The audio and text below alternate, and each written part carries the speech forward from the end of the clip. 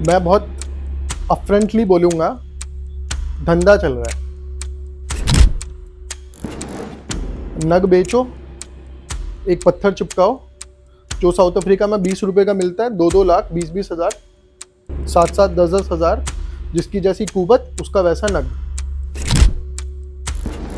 ये बहा दो, वो जला दो, इसको चौराहे पे रखे आओ, है ना? या फिर ये नग पहन लो, वो नग पहन लो, इनसे कुछ नहीं होने वाला। 34-34 गुड़ पे मैंने शादियां टूटती हुई देखी हैं। उनका चार्ट में कोई डिवोर्स का योग ही नहीं था कहीं से कहीं तक, लेकिन उनके पार्टनर के चार्ट में था। दैट वाज द रीजन कि उनका डिवोर्स हुआ। इन-लॉज, चाहे वो लड़की के पेरेंट्स हो या लड़के के पेरेंट्स हो, बहुत बड़ा रीजन बनते हैं डिवोर्स के। क्या ये सच है?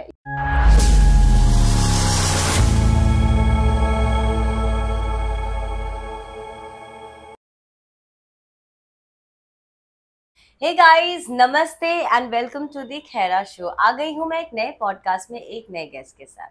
आज हमारे साथ स्टूडियो में है एस्ट्रो अंकित शर्मा, एक नामी एस्ट्रोलॉजर जो वैदिक एस्ट्रोलॉजी बहुत ही बखूबी जानते हैं।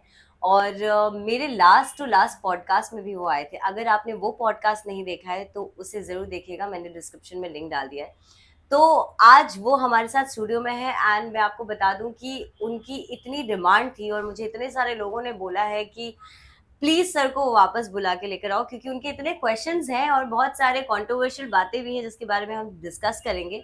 और आज हम डिवोर्सेस के बारे में डिस्कस करेंगे। बहुत सारी ऐसी चीजें जो कुंडली में छुपी होती हैं और बहुत सारे एस्ट्रोलॉजर्स नहीं बताते हैं इतना खुल के, क्योंकि कहीं उनकी दुकानें बंद ना हो जाए। लेकिन हमारे साथ जो गेस्ट है एस्ट्रो अंकित शर्मा, वो आपको खुलेआम बताएंगे कि क्यों चीजें होती हैं। चलिए मिलते हैं एस्ट्रो गुरु अंकित शर्मा से। हेलो, नमस्ते अंकित जी, कैसे हैं आप? नमस्ते मैम, बहुत अच्छा। बहुत बहुत स्वागत है दोबारा द खैरा शो में। एंड आपकी पहले वाली जो वीडियो थी वो तो धूम मचा रही है लिटरली। उसके रील्स मैं बता दूं दर्शकों की, वो रील, उसमें से बहुत सारी रील्स को बहुत रीच मिली है, बहुत व्यूज मिले हैं, लेकिन एक आपकी रील है जो आपने राहु ग्रह के ऊपर बनाई थी, वो आई थिंक 1 मिलियन क्रॉस कर चुकी है। सो इंस्टाग्राम पे भी आप सर को देख सकते हैं, मिल सकते हैं। सर पहले तो बताइए कैसे हैं आप? मैं बहुत अच्छा हूँ, thanks a lot for having me. सबसे पहले तो मैं शुक्रिया अपना आभार व्यक्त करना चाहूँगा खैरा शो को और आपको, जिन्होंने मुझे एक मंच दिया अपनी बात रखने के लिए।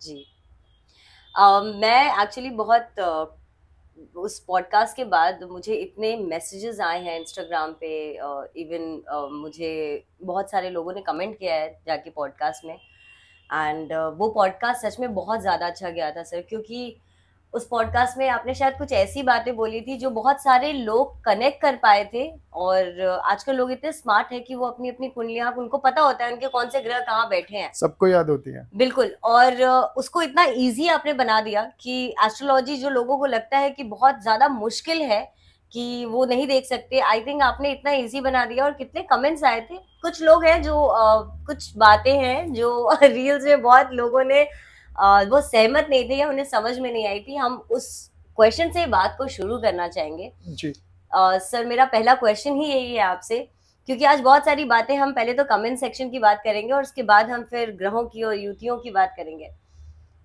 तो मेरा सबसे पहला क्वेश्चन है, जो सबसे ज्यादा पूछा हुआ क्वेश्चन था और कमेंट नीचे आए थे कि आपने किसी एक रील जो थी उसमें आपने ये बात बोली थी कि जिनके राहु 6th 8th में है और आई थिंक राहु 6th में है, राहु 10th में है, जुपिटर 11th में है। करेक्ट। उस बात के बारे में, क्योंकि बहुत सारे लोगों ने ये बोला था कि अभी उनसे दुश्मनी नहीं करना है, अपने ऐसे बोला, क्योंकि उनको साक्षात भगवान देखते हैं।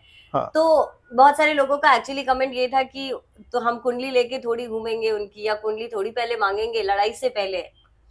तो इस बात पे आपको क्या क्लैरिफिकेशन देना है या क्या समझाना है? क्लैरिफिकेशन तो नहीं, मैं बस एक बात बोलना चाहूंगा कि वो बात मैंने उन लोगों के लिए बोली थी जिनका राहु 6th हाउस में, जिनका राहु 10th हाउस में, जिनका जुपिटर 11th हाउस में, कि वो रिलेट कर सकें। और ऐसे बहुत सारे लोग थे जो रिलेट कर रहे थे उस बात से कि भगवान के ऊपर छोड़ दिया उन्होंने और उन्होंने देखा कि उनके दुश्मनों के साथ क्या हुआ। तो मैंने बोला कि आप खुद से शत्रुता रखोगे तो आप कहीं ना कहीं लॉस में रहोगे। राइट। अब इसको कोई भी किसी भी तरीके से इंटरप्रेट कर सकता है कि भाई वो किसी से लड़ाई हो रही तो पहले हम कुंडली थोड़ी मांगेंगे। वो उन लोगों ने शायद उस चीज को समझा नहीं। आई थिंक वैसे जो लोग हैं उनको पहले तो आके पूरा पॉडकास्ट देखना चाहिए, शायद वो अधूरी बात को लेकर बात कर रहे थे। तो ये तो सबसे ज्यादा चर्चा में था और मुझे लगा था कि ये क्वेश्चन सबसे पहले मैं पॉडकास्ट में आपसे पूछूंगी। जी। और कुछ बोलना है उस पे? हाँ, देखिए एक्चुअली क्या है कि मंगल ग्रह जो है ना, मंगल ग्रह पॉजिटिव कब होते हैं? मंगल ग्रह पॉजिटिव होते हैं जब आप अपने डाइट रूटीन को फॉलो कर रहे हो, जब मंगल इज योर ध्येय, जब आप अपनी बॉडी के ऊपर काम कर रहे हो, है ना, जब आप वर्कआउट कर रहे हो, जब आप जिमिंग कर रहे हो, रनिंग कर रहे हो, उससे मंगल, जो व्यक्ति ये कर रहा है, जिसने अपने एंगर को कंट्रोल रख रखा है, वो कहीं ना कहीं अपने मंगल को पॉजिटिव करके चल रहा है। मंगल देव नेगेटिव कब होते हैं? कि जब आप इंपल्सिव एक्शंस लेते हो अपनी लाइफ में, आप में झटपटाहट होती है चीजों को करने की। जैसे रील देखी, ऊपर डाला हुआ लिंक वीडियो का, देख सकते थे, तुरंत comment, that is impulsive action, negative marks. Right. खैर ये मुझे जरूर से पूछना था, मैंने पूछ लिया है। तो आई थिंक जो उस रील को देखे हैं वो अगर पॉडकास्ट देखे होंगे बाद में तो समझ में आएगा, वरना इस पॉडकास्ट के थ्रू तो समझ में आ ही गया होगा जी। Of course. सो ये तो हो गई बात हमने जो कमेंट सेक्शन से निकाली है। लेकिन एक बहुत बड़ा मैं स्पेशली इस पॉडकास्ट में इसके बारे में बहुत सारी बात करना चाहती हूँ। जो डिवोर्सेस है, जो सबसे ज्यादा आज की डेट में, आई थिंक आपके पास भी जितने क्लाइंट्स आते होंगे उनके भी बहुत ज्यादा डिवोर्स केसेस बहुत ज्यादा आजकल देखने को मिलते हैं जी। या किसी का हो चुका है या किसी का उस पड़ाव पे है कि होने वाला है, या कोई चाहता नहीं हो लेकिन 1% चाहता है ना। तो डिवोर्स के लिए सर आप कुंडली के हिसाब से, अगर ग्रहों के स्थिति के हिसाब से पूछूं तो क्या रीजन है क्यों डिवोर्स होते हैं? देखिए, आपके 7th हाउस में कोई क्रूअल प्लैनेट है, ये बात हमारी लास्ट टाइम भी हुई थी कि 7th हाउस में कोई क्रूअल प्लैनेट है तो वो डिवोर्स करा सकता है, या 7th हाउस में किसी क्रूअल प्लैनेट की दृष्टि पड़ रही है। अब दृष्टि कैसे पड़ेगी? आपके 5th हाउस में सैटर्न बैठ गया, शनिदेव 5th हाउस में बैठे, तीसरी दृष्टि, मार्स बैठ गए 4th हाउस में, मार्स 4th में चौथी दृष्टि। या तो दृष्टि पड़ रही हो, दृष्टि संबंध बन रहा हो, या फिर कोई क्रूअल प्लैनेट आके बैठ जाए। अगेन, जैसा कि मैंने लास्ट पॉडकास्ट पे भी ये चीज बोली थी कि भाई अगर आपके 1st, 5th and 9th Lord उस क्रूअल प्लैनेट के ऊपर दृष्टि डाल देते हैं, या वो क्रूअल प्लैनेट ही आपका 1st, 5th, 9th लॉर्ड है, तो ऐसे में वो सिचुएशन अराइज नहीं होती है। या फिर किसी शुभ ग्रह की दृष्टि आपके 7th हाउस पे पड़ जाए, ऐसे में भी डाइवोर्स नहीं होते हैं। तो एक एस्पेक्ट नहीं है, डाइवोर्स के बहुत सारे एस्पेक्ट होते हैं। डाइवोर्स किस रीजन से है, आपका 7th लॉर्ड किसके साथ बैठा हुआ है, ये भी मैटर करता है कि आपका डाइवोर्स होगा या नहीं होगा। और एक सिचुएशन और अराइज होती है, जैसा आज मैं एक व्यक्ति का चार्ट देख रहा था, उनका चार्ट में कोई डाइवोर्स का योग ही नहीं था कहीं से कहीं तक, लेकिन उनके पार्टनर के चार्ट में था। दैट वाज द रीजन कि उनका डाइवोर्स हुआ, और दोनों में से किसी में लेट गो नहीं था। अच्छा, तो ये डिवोर्स ऑफ कोर्स आपने बहुत सही बात बोली कि हो सकता है कि एक पर्सन के चार्ट में डिवोर्स नहीं है फिर भी उसका डिवोर्स हो गया या होने वाला है, या ऐसी स्थिति बन गई है, तो पार्टनर का चार्ट देखना बहुत जरूरी होता है उसके, बहुत जरूरी होता है। एंड आई एम श्योर कि उसके चार्ट में होगा तभी वो कहीं ना कहीं तभी वो स्थिति क्रिएट हुई। ये इससे मुझे एक क्वेश्चन दिमाग में आ रहा है कि जैसे कि हम लोग जब भी हमारे यहाँ इंडिया में तो स्पेशली ऐसा होता है कि जब भी शादी होती है किसी की तो उसकी कुंडली मिलान की जाती है, उनके कुंडली मिलान, या फिर दोनों की कुंडलियां देखी जाती है, या पंडित जी देखते हैं, तब बोलते हैं कि वो किस बेसिस पे देखते हैं। अगर वो देखते हैं और कुंडली मिला के ही, आई थिंक सबको पता है ये बात कि कुंडली मिला के शादी होती है मैक्सिमम हमारे इंडिया में, तो फिर डाइवोर्स क्यों होते हैं इतने? देखिए, आप जिनसे भी कुंडली मिलवाते हो, सबसे पहले तो वो पंडित जी ये मान के चलते हैं कि आप लोग बहुत अच्छे लोग हो, आप लोगों में लेट गो है, आप चीज को जाने दोगे, क्योंकि कोई अपनी शादी नहीं तोड़वाना चाहता, पहली चीज। दूसरी चीज, पंडित जी मोस्टली क्या करते हैं, जितना मैंने देखा है, वो गुण मिलान करते हैं। अगर 20 से ऊपर गुण मिलते हैं वो बोलते हैं go ahead with the marriage. लेकिन चार्ट क्या बोल रहा है उसको कौन देखेगा? जैसे बहुत सारे लोगों के तो आई थिंक 28-30 गुण भी मिलते हैं और बोलते हैं कि अरे वाह ये तो बहुत अच्छी, दोनों की बहुत अच्छी योग है, लेकिन फिर डिवोर्स क्यों हो जाते हैं? 34 गुण पे मैंने शादियां टूटती हुई देखी हैं। यस, क्यों है ऐसा? लेकिन गुण मिलान आपकी कंपैटिबिलिटी दिखाता है, हम्म लेकिन आपके कर्म डिसाइड करेंगे कि आपका डिवोर्स होगा या नहीं होगा। कुछ और है जो एक्चुअली मिलाया जाता है, या गुण मिलान ही काफी होता है एक शादी के पहले देखना? देखिए, आपको हर एस्पेक्ट में कुंडली को समझने की जरूरत है। आप बस गुण मिलान के बेसिस पे तय नहीं कर सकते कि आपके लिए वो शादी प्रेफरेबल है या नहीं है। आपको देखना पड़ेगा आपका चार्ट क्या बोलता है और उनका चार्ट क्या बोलता है इस करेक्ट। सिचुएशन में। जैसे अगर किसी के चार्ट में अंगारक योग, हमने लास्ट पॉडकास्ट में बात की एग्जैक्टली, थी हाँ, कि किसी का अंगारक योग बन रहा है, बहुत ज्यादा वो पर्सन अग्रेसिव है नेचर में बहुत ज्यादा, और दूसरा पर्सन बहुत शांत है, तो गुण मिलान बेशक कितने भी अच्छे हो जाए, लेकिन चार्ट अगर कुछ और बोल रहा है तो आई थिंक मेरे ख्याल से वो 2% तो कंपैटिबल बन ही नहीं पाएंगे, हो ही नहीं पाएंगे आफ्टर मैरिज। देखिए मैं आपको एक और एग्जांपल देता हूँ। मेरे पास एक कुंडली और आई थी, उसमें अंगारक योग आपने बात करी, वो 5th हाउस में था और एक लड़की की कुंडली में था, राइट। तो वो कंसीव नहीं कर पा रहे थे उस अंगारक योग की वजह से। तो बेसिकली उनके साथ क्या हुआ था, जस्ट बिकॉज वो कंसीव नहीं कर पा रहे थे, उनके इन लॉज ने उनको, उनके अपने बेटे को मतलब फोर्स करा शादी तोड़ने के लिए। And now they are separated. Oh God. तो कुंडलियों में योग नहीं है, प्रॉब्लम किसी और हाउस में थी। That became the reason, the root cause of divorce. Of divorce. Okay. और कुंडली में कहीं भी डिवोर्स का कोई सीन नहीं है? कुंडली में कोई योग नहीं था। ऐसी भी चीजें हो जाती हैं। बिल्कुल। आप कमेंट करो अगर आपके साथ ऐसा कुछ भी है या फिर किसी का आपने ऐसा सुना है। मतलब this is, I am sure कि बहुत सारे लोग ऐसा डील किए होंगे अपने लाइफ में, क्योंकि ऐसे भयंकर भयंकर केस आते हैं। आई एम श्योर अभी पॉडकास्ट के पहले भी डिस्कस कर रहे थे कि आपने बताया कि 2-3 चार्ट्स तो बहुत ही क्रिटिकल थे। मैं जरूर उसके बारे जी। में भी डिस्कशन करना चाहूंगी। Of course don't say the name, but हम बात करेंगे उसके बारे में। इन लॉज की बात होती है कि ऐसा कहते हैं कि और देखते भी हैं लोग आज की डेट में कि इन लॉज, चाहे वो लड़की के पेरेंट्स हो या लड़के के पेरेंट्स हो, बहुत बड़ा रीजन बनते हैं डिवोर्स के। क्या ये सच है, या कितना आप इस पे मानते हो? मैं 100% मानता हूँ कि देखिए कुछ कॉम्बिनेशंस ऐसे होते हैं जिसमें इन लॉज बहुत बड़ा रोल प्ले कर जाते हैं डिवोर्स में। लाइक जैसे अगर मैं आपको बताऊं कि अगर किसी का मून राहु कंजंक्ट है, अब चाहे साथ में युति बना के बैठे हो, चाहे वो ट्राइन में कंजंक्ट हो, त्रिकोण में बैठे हो। त्रिकोण मतलब त्रिकोण में मतलब 159 में हो, मतलब मून से राहु जो हो 5th हाउस में हो या फिर 9th हाउस में हो, या राहु से मून जो हो वो 5th हाउस या 9th हाउस में हो, दैट इज ट्राइन। तो इस सिचुएशन में क्या होता है कि आप यदि अपनी मैरिड लाइफ को या अपने स्पाउस को अपनी मदर से डिस्कस कर रहे हो, तो ऐसे में आपकी मदर आपको ट्रिगर कर सकती हैं।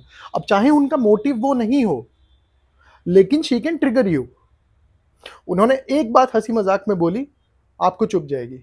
जैसे मतलब अगर मान लीजिए किसी लड़की की कुंडली में मून और राहु एक साथ कंजंक्ट है, चाहे ट्राइन में हो चाहे एक साथ युति बना के बैठे हो। अब ऐसे में क्या होता है, मैं एक एग्जांपल ले रहा हूँ, एक हाइपोथेटिकल सिचुएशन जहाँ पे एक लड़की ने अपनी मदर को कॉल करा या मदर का कॉल आया और उन्होंने बोला कि आपके हस्बैंड कहाँ है, मतलब दामाद जी कहाँ है। अब लड़की ने बोला कि अभी तक तो नहीं आए हैं, अभी आधे घंटे में आने वाले हैं। अब माँ ने बस एक बात बोली, 11 बज गए अभी तक नहीं आए। It triggered. फिर वो लेवल अप होता जाता है। मून राहु अपने आप में एक योग है डिप्रेशन वाला।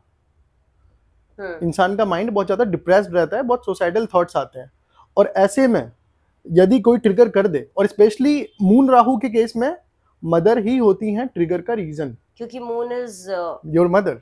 या तो मदर आपको ट्रिगर कर सकती है, चाहे वो लड़की की कुंडली में हो चाहे वो लड़के की कुंडली में हो। राहु इज योर वहम। हाँ, दे दिया, दिमाग का वहम। ओके, यहाँ क्रिएट होता है ये। So, ये कितना प्रैक्टिकल है, मतलब it's not like astrology, this is so much science. Astrology is very simple, या people make it complicated, it's very simple. तो ये तो एक तरीके से आपने बताया कि जैसे मून राहु है, हाँ, वैसे सन राहु ले लो, मरकरी राहु ले लो, मार्स राहु ले लो, okay. They can trigger you. बहुत सारी फीमेल का ऐसा कहना होता है, या फीमेल के साथ हमने देखा है यूजुअली ऐसा होता है कि वो अपने इन लॉज के साथ या अपने ससुराल में खुश नहीं होती है, जी वो एक बहुत बड़ी वजह बन जाती है जी डिवोर्स होने के, कि जी लड़का समझ नहीं पा रहा है, या लड़का बहुत ज्यादा अपने पेरेंट्स के कहने पे चल रहा है, या बीवी को टाइम नहीं दे पाता, या समझ नहीं पा रहा है, उस वजह से डिवोर्स हो जाते हैं। ये भी बहुत, आई थिंक बहुत सारे लोग इस पे भी अग्री करेंगे कि ऐसे केसेस भी आपके पास भी आए होंगे, आई एम श्योर। डेफिनेटली हैं ऐसे केसेस। अब मून राहु नहीं है, मून राहु को साइड करते हैं। Let's talk about the 8th house. 8th house आपके इन-लॉज को रिप्रेजेंट करता है। 8th हाउस में कौन बैठा है वो तो देखो, 8th लॉर्ड किसके साथ बैठा है वो देखो, 8th हाउस को कौन देख रहा है वो देखो। Okay, you will get your answer. आप इन-लॉज से दुखी हो? हाँ। आप देखो, आप खुद देखो अपना चार्ट, कौन से प्लैनेट्स वहां पे बैठ के ऐसा कर जितने सकते भी हैं? क्रूअल प्लैनेट्स हैं वो, या फिर जो त्रिशडाया लॉर्ड्स हैं, या तो नैसर्गिक क्रूअल हो, है ना, उनका गुणधर्म ही वही है, या फिर इवन जुपिटर और वीनस भी, अगर वो आपके 3rd 6th 11th या फिर 8th और 12th लॉर्ड हैं, या फिर कोई और सौम्य ग्रह वो आपके 8th हाउस में बैठ गए हैं, तो आपको इश्यूज होंगे, क्योंकि 8th हाउस बहुत खराब होता है, वो इन-लॉज का है, तो इन-लॉज का प्लेस है। अच्छे ग्रह जाके भी कहीं ना कहीं अपना रोल प्ले कर देते हैं। It will give you sudden problems from in-laws side. Okay. और अगर क्रूअल प्लैनेट्स बैठे हैं, जैसे कि शनि हो गए, केतु हो गए, राहु हो गए, अगर ये बैठे हैं तो वो और ज्यादा कॉम्प्लिकेट कर देंगे उसको, बिकॉज उनका नैसर्गिक गुणधर्म ही वही है। सौम्य ग्रह फिर भी ठीक है, लॉर्ड्स गलत हैं, वो फिर भी उतना इशू नहीं देंगे, लेकिन अगर लॉर्ड्स ही क्रूअल हैं और गलती से वो इन हाउसेस के स्वामी भी बन गए, 3 6 या फिर 8 या फिर 12 इनके स्वामी भी बन गए, तो कहीं ना कहीं आपको कष्ट देंगे। ओके। अच्छा, आपको ये आके बोलता है कि भाई मेरे तो मंगल बैठे हुए हैं वहां पे, है ना, बट मैं तो अपने इन लॉज से बहुत खुश हूँ, मेरे 8th हाउस में मंगल है, मैं बहुत खुश हूँ। तो आपको ये देखना पड़ेगा, आप ये देखो जाके कि 8th हाउस पे या मंगल पे, पहली बात तो मंगल लॉर्ड कहाँ का है, और 8th हाउस पे दृष्टि किसकी पड़ रही है, किसी न किसी सौम्य ग्रह की दृष्टि जरूर होगी, तो वो बचा दे रहा है कहीं ना कहीं, वो बचा रहा है। तो ये देखने का तरीका है और नजरिया है बेसिकली। हाँ, आप खुद अपना चार्ट देख सकते हो, आपको किसी की नीड नहीं है। राइट। लेकिन सर, अगर आपसे वापस, वैसे तो आपको तो बहुत सारे लोग अब जानते हैं और बहुत इजी है आपसे वो करना, लेकिन अगर आपसे कोई कंसल्टेशन लेना चाहेगा तो आप प्लीज बताइए कैसे। अगर आपको मुझसे कंसल्टेशन लेनी है, आप किसी भी प्रॉब्लम से जूझ रहे हैं, आपको उसका सॉल्यूशन कहीं नहीं मिल रहा, तो स्क्रीन पे मेरा नंबर फ्लैश हो रहा होगा, और along with my Insta ID आप मुझे डायरेक्टली रीच कर सकते हैं मेरी इंस्टाग्राम आईडी पे, या फिर मेरे नंबर पे मुझे डायरेक्टली कॉल कर सकते हैं। एंड अगर किसी को एस्ट्रोलॉजी सीखनी है, कोई इंटरेस्टेड है एस्ट्रोलॉजी को सीखने में, तो रजिस्ट्रेशन ओपन है। मैं एक नया बैच स्टार्ट करने जा रहा हूँ जनवरी से, 3 months का कोर्स है। उसको करने के बाद आई गारंटी यू कि आप किसी की भी कुंडली देखना या पढ़ना सीख जाओगे। दैट्स अ बेसिक कोर्स, लेकिन उसी में मैं आपको इतना ट्रेन कर दूंगा कि आप पूरा कुंडली देखना, विश्लेषण अपना खुद का सब कुछ समझना सीख जाओगे। Very nice, of course. So registration open है, एंड सर की जनवरी से नया बैच इनका शुरू हो रहा है, तो ऑफ कोर्स वैदिक एस्ट्रोलॉजी का, एंड आपको अगर सीखना है, आप इंटरेस्टेड हैं, या आपके कोई पहचान में है जो इंटरेस्टेड है, तो ज़रूर ये शेयर करिए, एंड सर से सीखने का मौका मिलेगा online. So it's gonna be a great experience for the people who will join you sir, of course. Definitely. And description में सर का मैंने सारा डिटेल्स ऑलरेडी डाल रखा है, तो आप प्लीज़ जाकर वहाँ से चेक कर लीजिए। सर, आगे बढ़ते हैं और बात करते हैं, डिवोर्स की तो बात हो गई, और इसके बारे में यही समझ में मुझे लास्ट आया कि डिवोर्स इज समथिंग जिसको दो लोगों का, एक एक शादी दो लोगों के बीच में होती है, हालांकि परिवार के बीच में भी होती है, पर दो लोगों के बीच में जब भी किसी तीसरे का बहुत ज्यादा इंटरफेरेंस होता है जी, तो वहां पे रिश्ते खराब होते हैं डेफिनेटली, क्योंकि एक कहीं ना कहीं एक पर्सन इनक्लाइन हो जाता है अपने फैमिली की तरफ, और वहां से किटपिट शुरू होती है, और कुछ कुछ किटपिटें डिवोर्स तक चली जाती हैं बहुत गंदी तरीके से। अब आपको मैं, I am sorry to interrupt you, अब आपको मैं एक एग्जांपल और देता हूँ, बिल्कुल, जहाँ पे परिवार इन्वॉल्व नहीं है। ओके। आपका 7th लॉर्ड अगर 11th लॉर्ड के साथ बैठा हुआ है, सेवंथ लॉर्ड 11th लॉर्ड के साथ बैठा हुआ है, या सेवंथ लॉर्ड जाके 11th हाउस में बैठ गया, या 11th लॉर्ड आके 7th हाउस में बैठ गया, या दोनों एक दूसरे को देख रहे हैं, उस सिचुएशन में क्या होता है? उस सिचुएशन में ना इंसान का सोशल सर्कल उसके लव लाइफ को, उसकी मैरिड लाइफ को चलाने लगता है। अच्छा, इंसान अपनी बातें जाके अपने फ्रेंड्स से, अपने सोशल सर्कल में जाके शेयर करता है, और वो उसकी लाइफ को, उसकी मैरिड लाइफ को चलाने लगते हैं। ओके, सो ये भी एक सिनेरियो बनता है, बिकॉज ऑफ कोर्स बहुत सारे सिनेरियो बनते हैं। सोशल बहुत ज्यादा है आजकल जी। लोग, और ऑफ कोर्स लेकिन उनको ये समझना जरूरी है कि कहीं ना कहीं वो आपकी मैरिड लाइफ को या आपकी फैमिली को इम्पैक्ट कर सकता है। जी। Sure, of course. अब आपको एक सिनेरियो और देता हूँ। जी। आपका थर्ड लॉर्ड और 7th लॉर्ड एक साथ बैठ गया, तीसरे घर का स्वामी और 7वें घर का स्वामी एक साथ बैठ गए, या फिर तीसरे घर का स्वामी 7वें घर में आके बैठ गया, या 7वें घर का स्वामी तीसरे घर में जाके बैठ गया, या फिर दोनों एक दूसरे को देख रहे हैं, किसी भी तरीके से कंजंक्ट है।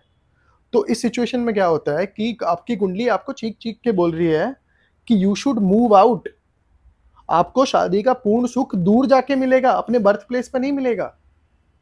आप रह रहे हो अपने बर्थ प्लेस पे, प्रॉब्लम्स तो होंगी, specially for men, because men तो definitely. Same with the 4th lord. Okay, अच्छा, बहुत सारे लोगों का ऐसा क्वेश्चन है कि जो हाउसेस होते हैं, जो हमारे कुंडली में चार्ट में जो हाउसेस बने होते हैं, कई बार बहुत सारे हाउस खाली होते हैं। जी। हर कुंडली में कहीं ना कहीं वो खाली होता है।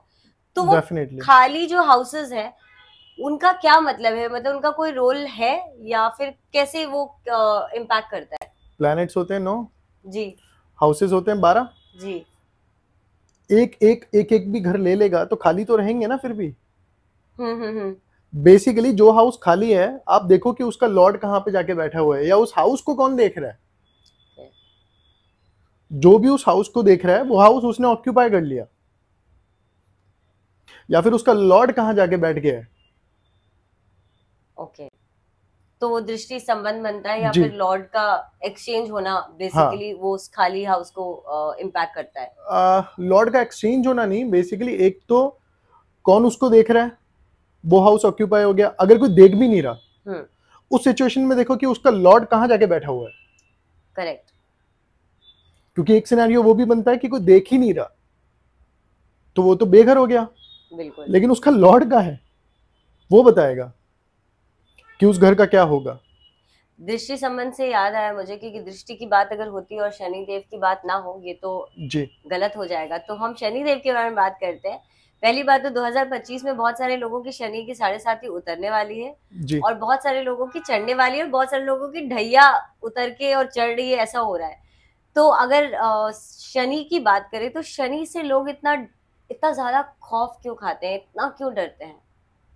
शनि से खौफ नहीं खाना चाहिए। शनि आपको लेसन्स देने के लिए आए हैं, आपको कार्मिक लेसन्स देने के लिए आए हैं। अगर आपके कर्म ठीक हैं, अगर आप सही राह पे हो, आप संयम का पालन कर रहे हो, आप पेशेंस को लेके चल रहे हो अपने साथ, आप में धैर्य है ना, आप किसी भी सिचुएशन से लड़ने के लिए तैयार हो, तो शनि कहीं ना कहीं आपको फेवर करके जाते हैं। आप में धैर्य नहीं है, आप सिचुएशन से लड़ना तो दूर, आप सोचना भी नहीं चाहते नेगेटिव सिनेरियो के बारे में, तो शनि ऐसे में आपको फेवर नहीं करने वाले। शनि आपको सिखाने के लिए आए हैं। जब 7.5 चलती है ना, तो ऐसे में चलिए मैं आपको बताता हूँ पराशर जी इस बारे में क्या बोलते हैं। बृहद पराशर होरा शास्त्र के चैप्टर नंबर 3 श्लोक नंबर 5 में लिखा हुआ है, शनिश्चरस्य शक्तिस्तु कर्मणे फलदायिनी दैत्यग्रोह सदा क्रूर शुभम कुर्वन्ति संयम है।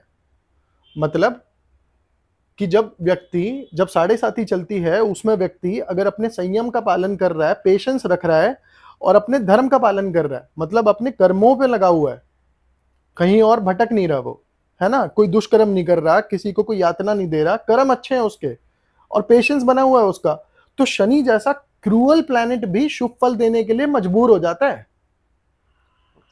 ऐसा पराशर जी बोलते हैं। अब बात करते हैं कि लोग इतना क्यों खौफ खाते हैं। बेसिकली क्या है कि एक तो पेशेंस की कमी, और दूसरा उनको कहीं ना कहीं अपने कर्मों के बारे में पता है कि उन्होंने क्या कर्म करे हैं। कर्म खराब है, फल खराब है। बहुत से लोग ऐसे हैं जिनको पता भी नहीं होता कि उनकी 7.5 कब आई कब गई।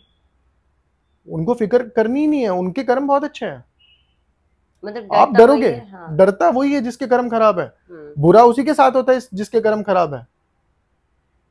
राइट। कर्म सही है, शनि सही है। शनि की किसी से कोई पर्सनल दुश्मनी तो है नहीं।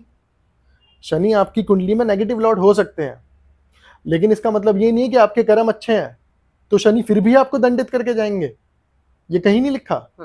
बेसिकली क्या है कि सबसे पहली बात तो कि आपके कर्म ठीक, ऊपर से शनि बेसिकली आपको सिखा के जाते हैं, शनि आपको सीख दे के जाते हैं कि भाई ये लोग हैं जो तुम्हारे अपने थे, देख लो इनके चेहरे। सबके मुखौटे हटा के जाते हैं शनि, पहली चीज ये।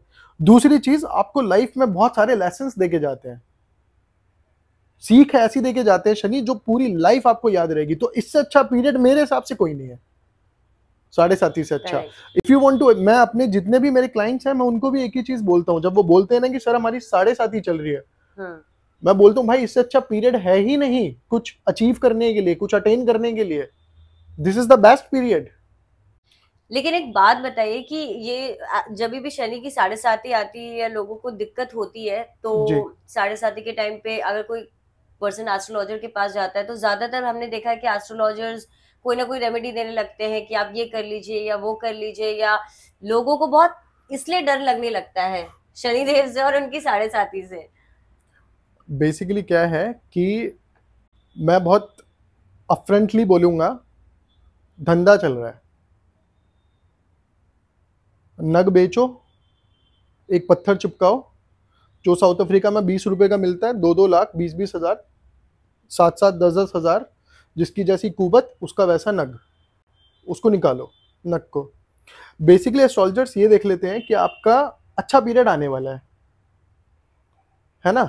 आपने एक नग धारण कर लिया, आपका अच्छा पीरियड आ गया, आपको लगता है यार इसने तो कमाल कर दिया मेरी लाइफ में कि 3-4 महीने में सब कुछ अच्छा होने हाँ, लग गया है।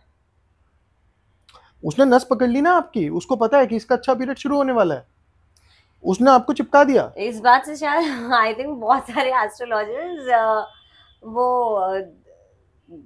आप पे ऑफेंड हो सकते हैं, या ऐसी ऑफेंड वाली हो तो बात। हो, आप मुझे एक शास्त्र दिखाओ ना जहां पे नगों का वर्णन है। अच्छा, तो शास्त्रों में कहीं पे भी स्टोन्स का कोई जिक्र नहीं है, स्टोन्स थे ही नहीं। ये तो अभी कुछ सेंचुरीज पहले मतलब इनका फाउंडेशन हुआ ना, कुछ सेंचुरीज पहले तो इनको पाया गया ना खदानों में, उससे पहले कहाँ थे ये? तो बिना कोई अंगूठी पहने भी हमारे जीवन में सब कुछ अच्छा हो सकता है। देखिए लोगों का क्या है, उनको ना सिंपल रेमेडीज चाहिए। अब सिंपल रेमेडीज क्या होती हैं? सिंपल रेमेडीज होती हैं कि भाई ये बहा दो, वो जला दो, इसको चौराहे पे रखे आओ, है ना, सिंपल रेमेडीज। या फिर ये नग पहन लो, वो नग पहन लो। इनसे कुछ नहीं होने वाला, कुछ नहीं होने वाला। जब तक कर्म खराब है कुछ नहीं होने वाला। मैं आपको एक एग्जांपल देके समझाता हूँ। एक व्यक्ति की कुंडली में सैटर्न और सन, शनिदेव और सूर्यदेव साथ में बैठे हुए थे। प्रोफेशन किसके ऊपर डिपेंडेंट हो गया? सूर्यदेव के ऊपर, क्योंकि दोनों साथ में बैठे हैं। सूर्यदेव कौन है? पिता। पिता से तुम्हारी बन नहीं रही है ना, कितने भी नग पहन लो तुम्हारा प्रोफेशन उस दिन तक चलेगा ही नहीं जिस दिन तक तुम्हारी पिता से सही नहीं होती। अच्छा, सिंपल। तुम पिता को कैसे ट्रीट कर रहे हो, तुम्हारा पिता के साथ क्या रिलेशन है, उसके ऊपर डिपेंड करेगा प्रोफेशन कैसा चल रहा है। आप कितने भी नग पहनो कुछ फर्क नहीं पड़ने वाला। आप कितनी भी चीजें बहाओ, कितनी भी चीजें जलाओ, कितनी भी चीजें चौराहे पर रखे हो, कुछ नहीं होने वाला। ये रेमेडी बहुत सिंपल है जो आप करने का सोच रहे हो, लेकिन जो कार्मिक रेमेडी होती है वो बहुत डिफिकल्ट होती है। ईगो मानना पड़ता है ना अपना, अपने आप को इतना मजबूत करना पड़ता है कि आप वो रेमेडीज कर पाओ। जो कर लेते हैं वो बन जाते हैं, जो नहीं करते वो बैठे रहते हैं, कोसते रहते हैं अपनी किस्मत को।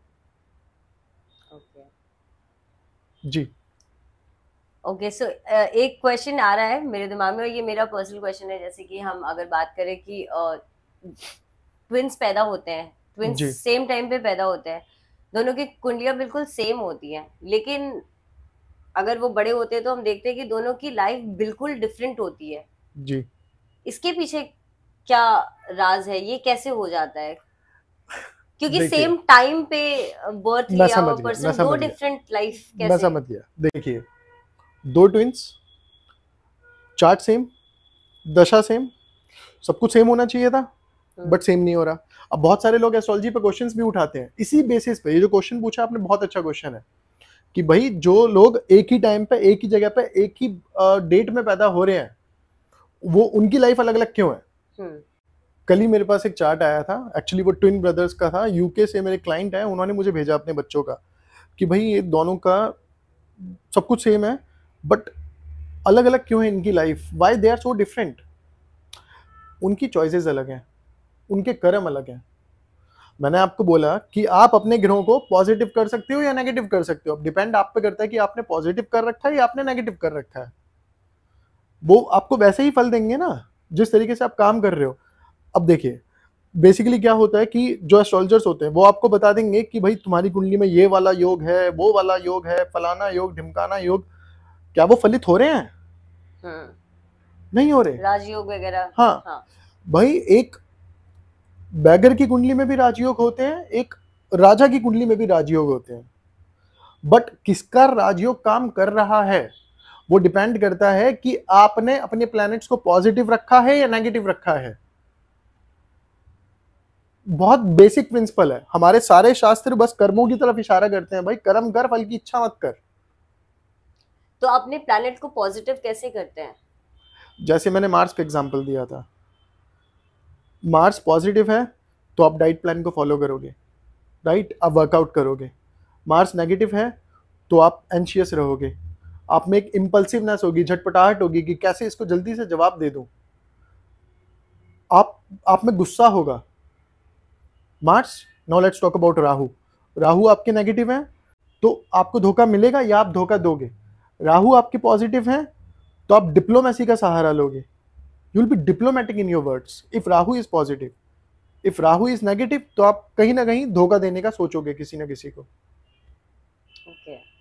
सो दिस इज हाउ कर्म से हम अपने प्लैनेट्स को पॉजिटिव और नेगेटिव रखते हैं।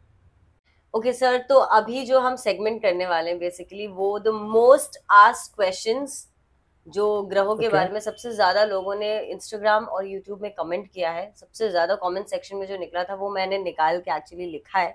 और मैं उन युतियों के बारे में या वो ग्रह जो जिस भी हाउस में बैठे हैं उनके बारे में आपसे पूछना चाहती हूँ कि अगर किसी का कोई ग्रह या फिर कोई कंजंक्शन है किसी हाउस में तो उसका क्या इम्पैक्ट होता है या क्या उसके रिजल्ट्स होते हैं उसके बाद। एंड अगर आप इसका जवाब दे दे, हाँ मतलब बहुत कुछ है, लेकिन आई एम श्योर इससे बहुत सारे लोगों को हेल्प मिलेगी और बहुत सारे लोगों को जवाब भी मिलेगा इस सेगमेंट से। ओके, सबसे पहले सर, अगर मार्स हमारे 8th हाउस में बैठा हो तो मार्स अगर 8th हाउस में बैठते हैं तो ऐसे में इंसान के सडन लॉस करवा सकता है। बट अगर मार्स लग्नेश है तो कहीं ना कहीं उसको अनअर्न्ड इनकम भी मिल सकती है कहीं से, वो पैसा जो उसने कमाया नहीं है, जिसके लिए उसने मेहनत नहीं करी है। अब अगर लग्नेश है या 5th या 9th लॉर्ड है तो ऐसे में उसको सडन इनकम भी मिल सकती है। अब यही मार्स अगर ट्राइन में बैठे हो, मतलब मार्स 8th में है बट ट्राइन में राहु बैठ गया या फिर मार्स के साथ राहु भी कंजंक्ट हो गया इधर ही, तो ऐसे में क्या होगा, ये व्यक्ति जहां पैसे डालेगा वहां पैसे डूबेंगे जब तक ये मार्स को बैलेंस नहीं करता। ओके। अब मार्स और राहु जब साथ में बैठते हैं तो बैलेंसिंग कैसे होती है? एक तो मैंने बताया था गार्डनिंग से, अंगारक योग है, गार्डनिंग, पानी। दूसरी चीज आप जिमिंग कर सकते हो, आप रनिंग, साइकिलिंग, कुछ भी फिजिकल एक्टिविटी से उसको बैलेंस कर सकते हो मार्स की क्वालिटीज को। बट अगर केतु साथ में बैठा है तो रनिंग, जिमिंग ये सब नहीं चलेगा, फिर आपको प्राकृतिक चीजों में जाना पड़ेगा। स्पिरिचुअलिटी से ज्यादा आप जैसे घास पे नंगे पैर चलते हैं लोग, आप घास पे नंगे पैर चलिए, बेसिक रेमेडीज है, बेसिक रेमेडी है डे टू डे लाइफ। हाँ, मार्स और केतु की।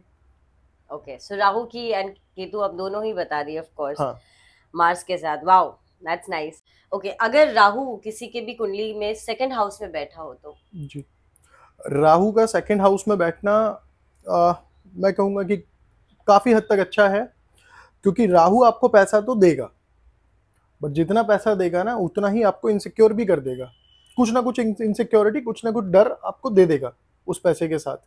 लेकिन अब यहाँ पे एक सिनेरियो आता है, वो सिनेरियो क्या है कि अगर 1st, 5th या 9th लॉर्ड, मतलब जो आपका लग्नेश है, जो आपका 5th 5वें घर का स्वामी है, जो आपका 9वें घर का स्वामी है, अगर वो कहीं से इस राहु के साथ कंजंक्ट हो गए, युति बना के सेकंड हाउस में बैठ गए, तो ऐसे में क्या होगा, व्यक्ति का वेल्थ और ज्यादा इंक्रीज होगा, बहुत बूम हो जाएगा उसका वेल्थ।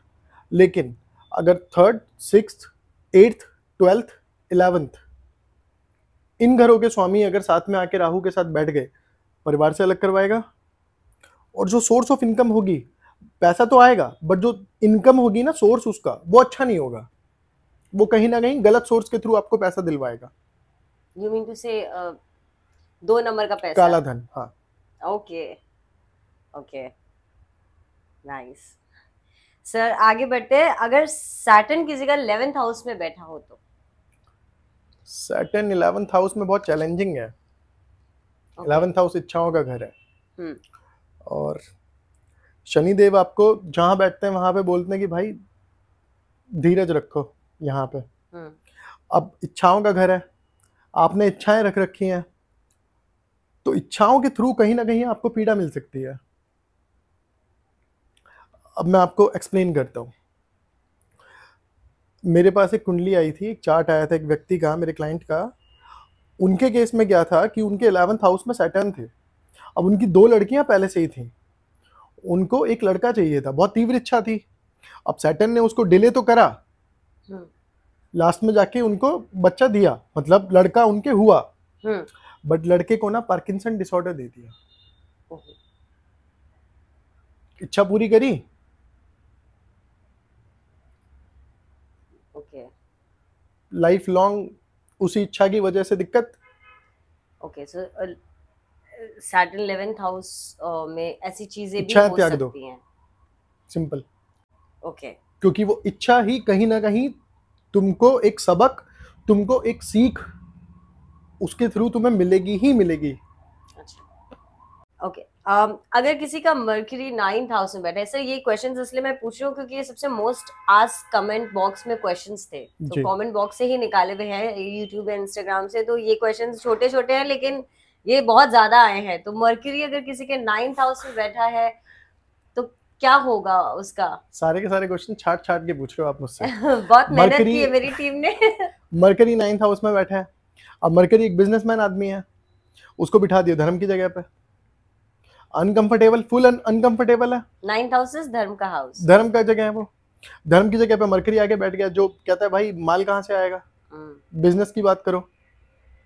तो ऐसे में क्या होगा, अब मरकरी के बारे में बहुत लोगों को नहीं पता। बुध जो है वो he is basically illegitimate child of moon's wife Tara and Jupiter. okay. तो he hates both moon and Jupiter, उसको दोनों से नफरत है। okay. 9th हाउस कालपुरुष की कुंडली में जुपिटर का घर है। एक तो जुपिटर का घर अनकंफर्टेबल, धर्म की जगह अनकंफर्टेबल।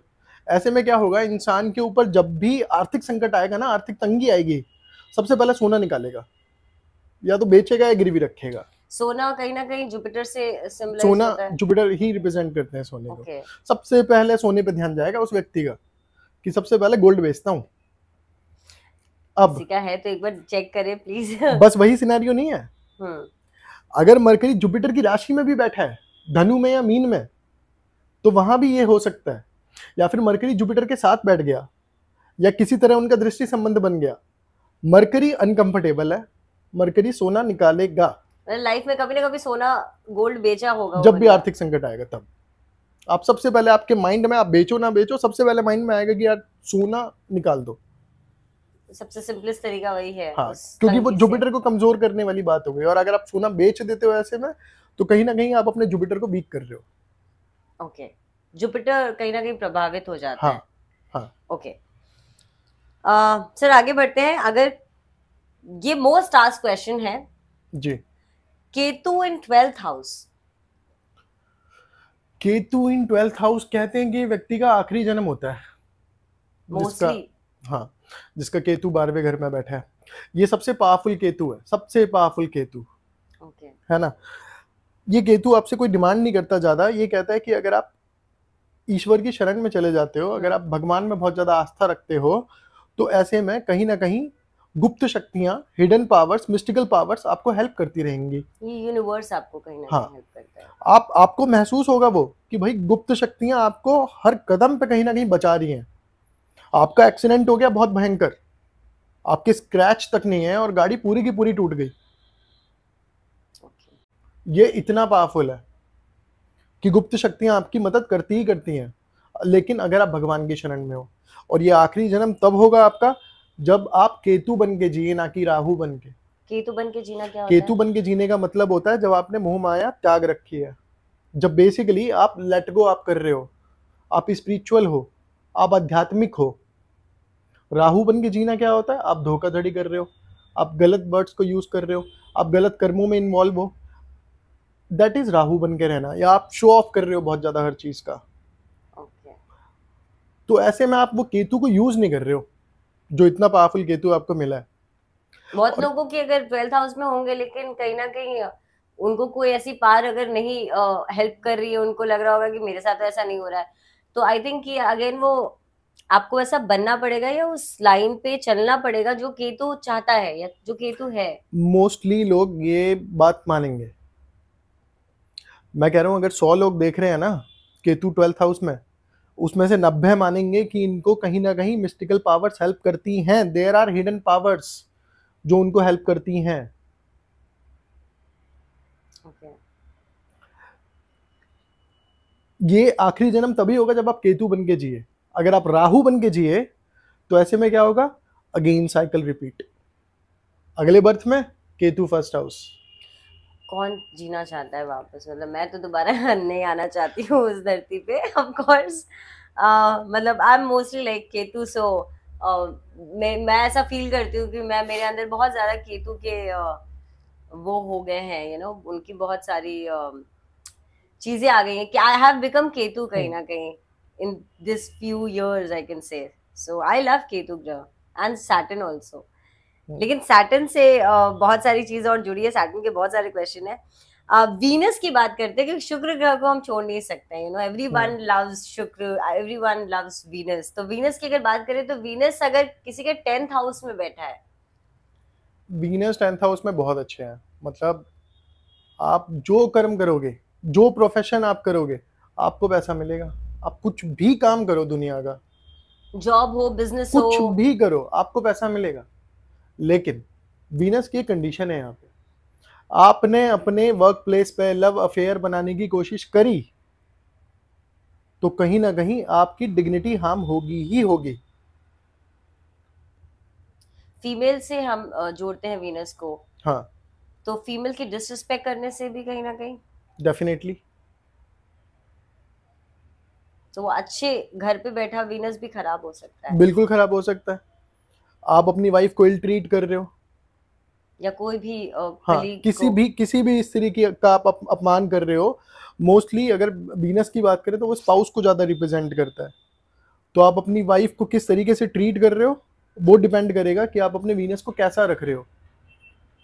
और आपका प्रोफेशन कितना बूम कर रहा है उस जी। हिसाब से। Okay, nice. बहुत इंटरेस्टिंग था ये वीनस वाला। अगर हम बात करें मर्क्यूरी एंड राहु कंजंक्शंस की, अब बात कर रहे हैं हम, तो मर्क्यूरी और राहु अगर किसी के साथ में बैठे हैं, मरकरी राहु साथ में जिसके बैठे होते हैं ना, वो व्यक्ति कभी भी कुछ भी बोल सकता है। अगर उसने इन दोनों को सही नहीं रख रखा, अगर अलाइन नहीं कर रखा, तो वो व्यक्ति कुछ भी बोल सकता है। मुंह फट बोलते हैं, मुंह फट कुछ भी, और ऐसा बोलेगा जो बुरा लगे, जो लगे सामने वाले को जाके, जानबूझकर। मरकरी है ना, बुद्धि है, राहु गलत बुलवाया। अगर दोनों कहीं ना कहीं अफ्लिक्टेड है या अपने खराब, दोनों कंजंक्ट होके खराब ही है वो। ऐसे में क्या होगा, व्यक्ति के ना मित्र बहुत सारे होंगे। राहु एक्सपेंशन को दिखाता है, मित्र बहुत सारे होंगे। और मित्र भी कौन से होंगे? शो ऑफ वाले।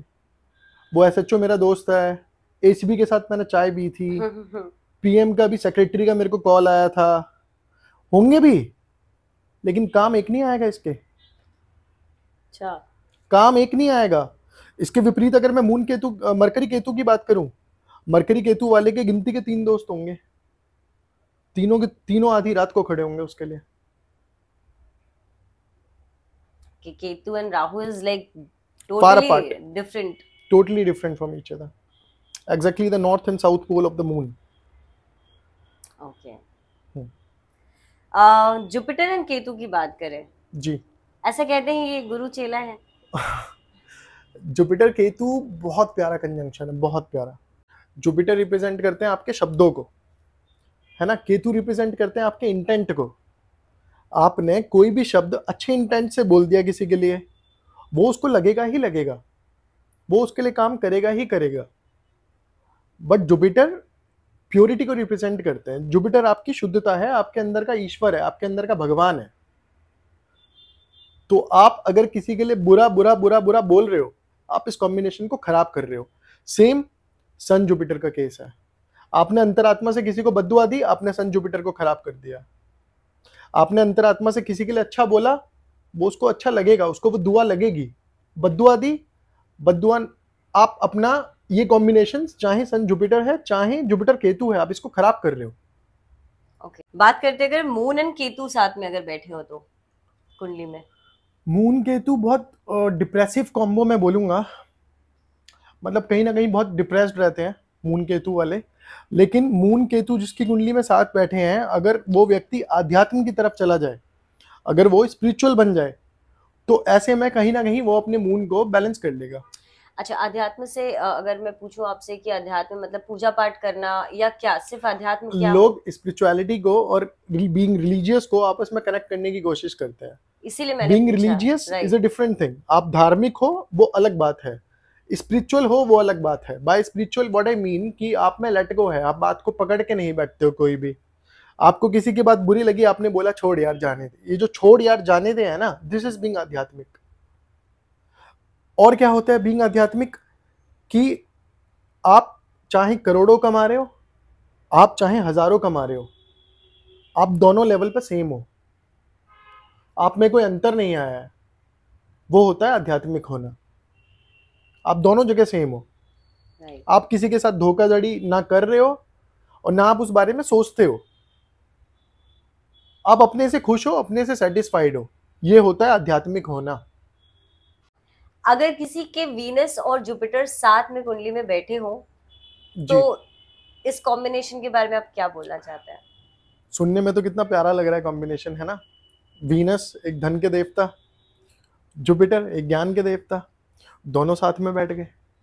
लेकिन ऐसे में क्या होता है कि जब आप वीनस जुपिटर लेके बैठे हो अपनी कुंडली में, आप धन के पीछे भागोगे, आपको सबक मिलेगा, ज्ञान सबक मिलेगा। धन के पीछे भागे सबक मिलेगा, आप ज्ञान के पीछे भागे आपको धन मिलेगा। Oh wow. लेकिन अब मैं इसकी प्रैक्टिकल आपको एप्लीकेशन दिखाता हूँ चार्ट में।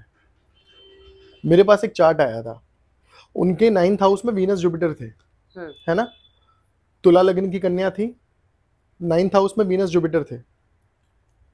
अब वीनस तुला लग्न में फर्स्ट लॉर्ड भी है और 8th लॉर्ड भी है ना। तो बेसिकली ऐसे में ना, जब फर्स्ट लॉर्ड है वो जब 9th हाउस में आके बैठता है, इसको अपने आप में बहुत अच्छा बोला जाता है कि भाई लग्नेश भाग्य स्थान में आके बैठ गया है। कितनी अच्छी बात है ये, है ना। और वीनस जुपिटर देख के हर कोई खुश हो जाता है कि यार वीनस और जुपिटर एक साथ बैठे हुए हैं, लग्नेश भाग्य स्थान में आके बैठ गया। लेकिन आपको ये चीज देखनी पड़ेगी कि वो 8th लॉर्ड भी है। साथ में कौन बैठा है? Jupiter. Jupiter is 3rd Lord and 6th Lord, sitting with the Lagnesh and 8th lord in the 9th house। अब वो जो जिनकी कुंडली थी, उनको दशा भी बचपन में वही मिल गई, उनके बर्थ टाइम से स्टार्ट होके, मतलब तो before her birth her father passed away. ऐसा क्यों हुआ, किस वजह से हुआ? मैंने अभी बताया ना आपको कि लग्नेश आके 9th हाउस में बैठे, वो 8th लॉर्ड भी है।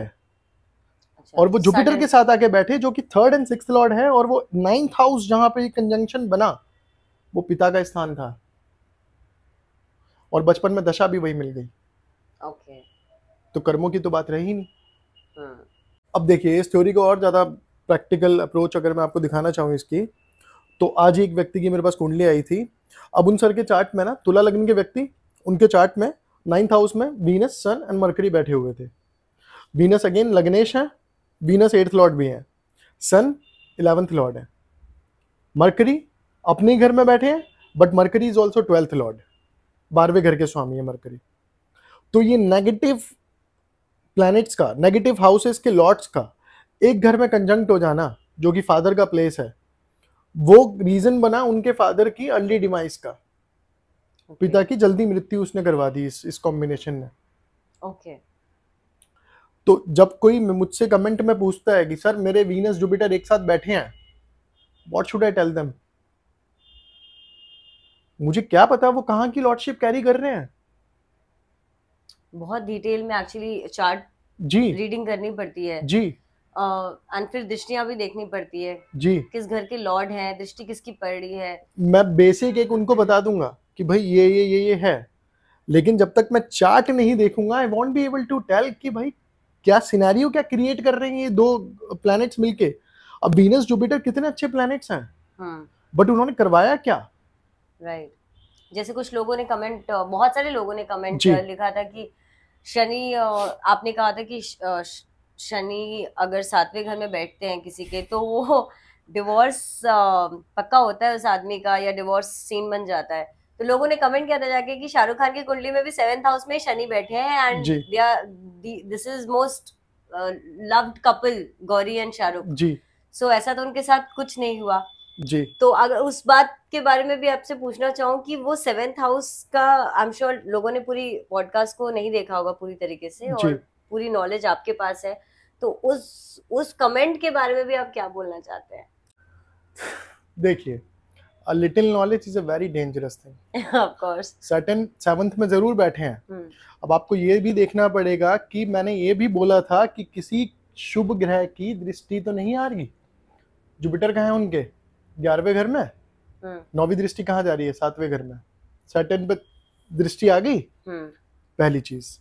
दूसरी चीज, सैटर्न खुद अपनी मूल त्रिकोण राशि कुंभ में बैठे हुए हैं। तीसरी चीज, जो भाग्य के स्वामी हैं मंगल देव, वो अपने ही घर से, चौथे घर से 4th एस्पेक्ट सैटर्न पे डाल रहे हैं। ओके। शनि पे डाल रहे हैं। 3 जगह से तो बची हुई है शादी, और क्या चाहिए? आई एम श्योर आप इस चीज पे अग्री करेंगे कि किसी की भी कुंडली में अगर 7th हाउस में शनि बैठा, या कोई भी जो आपने एक जनरल प्रेडिक्शन की तरह किसी योग को बताया, कॉम्बिनेशन को बताया है जो कुंडली में, वो बहुत जनरल है, ये लोगों को समझने की जरूरत है। क्योंकि एक छोटे से वीडियो में, एक छोटे से पॉडकास्ट में हम इतना डिटेल में नहीं समझा सकते हैं, क्योंकि इसके बहुत एस्पेक्ट्स होते हैं और बहुत सारी दृष्टियां होती हैं और बहुत सारे अच्छे एस्पेक्ट भी होते हैं जो वो बच जाते हैं। तो वो आप कभी भी जब एनालाइज करोगे कुंडली को प्रॉपर, तब आपको पता चलेगा कि होगा या नहीं होगा डिवोर्स। डेफिनेटली। लेकिन एक जनरल प्रेडिक्शन सेइंग दैट कि ऐसा होता है तो ये पॉसिबल होता है, लेकिन दृष्टियां अपना रोल प्ले करती हैं, राइट? डेफिनेटली, दृष्टियां युतियां अलग काम करती हैं। बिल्कुल। और ये बात लास्ट पॉडकास्ट के स्टार्टिंग में ही मैंने बोली थी कि वी आर टेकिंग सिचुएशन जहां पे हम कोई दृष्टि को काउंट नहीं कर रहे हैं, कोई युति को काउंट नहीं कर रहे हैं। हम बस एक जनरल प्रेडिक्शन दे रहे हैं कि भाई सैटर्न यहाँ पे बैठा है और उसके ऊपर किसी की दृष्टि नहीं है और कोई युति नहीं और वो अपने घर में नहीं बैठा, तो ऐसा हो सकता है। Very nice. आपने लास्ट पॉडकास्ट में भी बहुत ज्यादा नॉलेज दी थी हमें, हालांकि इस पॉडकास्ट में और भी ज्यादा नॉलेज दी है। जिन लोगों ने भी ये पॉडकास्ट एंड तक देखा है, जरूर उसको कमेंट करिए इसके नीचे प्लीज। एंड सर ने इतनी अच्छी अच्छी बात बताई है। आज हम लोग बिल्कुल ही डिफरेंट टॉपिक्स के बारे में बात की है लास्ट पॉडकास्ट से, तो आई थिंक ये भी बहुत नॉलेजेबल मेरे लिए तो था, एंड आई एम श्योर जो लोग देख रहे हैं व्यूअर्स उनके लिए भी होगा। तो सर पहले तो बहुत बहुत बहुत बहुत थैंक यू मेरे पॉडकास्ट में आने के लिए एक बार फिर से। एंड आप प्लीज कमेंट करिए कि मैं सर को वापस पॉडकास्ट में बुलाऊं, और आपके जो कमेंट्स हैं वो रुकने नहीं चाहिए, वो भेजिए, क्योंकि सर यहाँ बैठे हैं सारे जवाब देने के लिए। एंड आप कमेंट्स में भी जाके लोगों के रिप्लाई करते हैं, that is very very good, क्योंकि आपने प्रॉमिस किया था and you do that. Okay, thank you once again sir. जाते जाते कुछ आप बोलना चाहेंगे? आपके पॉडकास्ट के माध्यम से मैं एक बात लास्ट में बोलना चाहता था कि अगर ऐसे काफी लोग होंगे जिनके पास पैसे नहीं है, आर्थिक स्थिति खराब है, या फिर आप बोलें कि स्टूडेंट्स हैं, दे आर नॉट अर्निंग और वो कंफ्यूज हैं अपने करियर में कि आगे क्या करना है क्या नहीं करना है। आप मुझसे डायरेक्टली कंसल्ट कर सकते हैं, मैं आपसे कोई फीस चार्ज नहीं कर रहा, लेकिन क्वेश्चन आपका एक ही होना चाहिए। That's very nice. क्योंकि मेरा जो मकसद था इस पॉडकास्ट में आने का और इस फील्ड में आने का, वो बस सेवा करना था। Right. अगर आप पूरा चार्ट दिखाना चाहते हैं तो उसके लिए मुझे समय लगता है चार्ट को एनालाइज करने में, तो वो स्थिति कुछ और है। आपका एक क्वेश्चन है, आप मुझे भेज सकते हैं, लेकिन आपको पेशेंस रखना पड़ेगा। जब मेरे पास टाइम होगा तब मैं बताऊंगा आके। और मैं डेली बेसिस पे 2-3 जितने लोगों को मैं बता सकता हूँ मैं उतने लोगों को बताता हूँ। Okay, without charging them anything. Yes, that's very nice. आप बहुत अच्छा काम कर रहे हैं एंड भगवान आपको और इतना स्ट्रेंथ दे, इतनी पावर दे, आपकी गुड हेल्थ रहे ताकि आप और लोगों की सेवा कर सके सर, और मेरे पॉडकास्ट में बार बार आ सके, क्योंकि I enjoy talking to him, क्योंकि इतने प्यार से और इतने इजी और सिंपल तरीके से एस्ट्रोलॉजी को समझना या कुंडली और ग्रहों को समझना, आई डोंट थिंक इतना इजी है या इतना सिंपली हमें किसी पॉडकास्ट में देखने को मिलता है। जो यहाँ खैरा शो में, I am so lucky to have you sir, always here, and looking forward to do another podcast very soon. Please comment करके बताइए again, and thank you sir, thank you so much Ankit ji, thank you so much for coming on the Khaira show. So guys, आज के इस podcast में इतना ही, and अगर आपको ये पॉडकास्ट अच्छा लगा है तो अपने फैमिली में, अपने फ्रेंड्स को, अपने क्लोज वंस को प्लीज शेयर करिए, क्योंकि एस्ट्रोलॉजी एक ऐसा चैप्टर है जो हमारे लाइफ से हमेशा जुड़ा रहेगा और हमेशा जुड़ा रहता है। एंड देखते रहिए द खैरा शो। मिलते हैं एक नए पॉडकास्ट में एक नए गेस्ट के साथ, तब तक के लिए टेक केयर, बाय बाय, नमस्ते।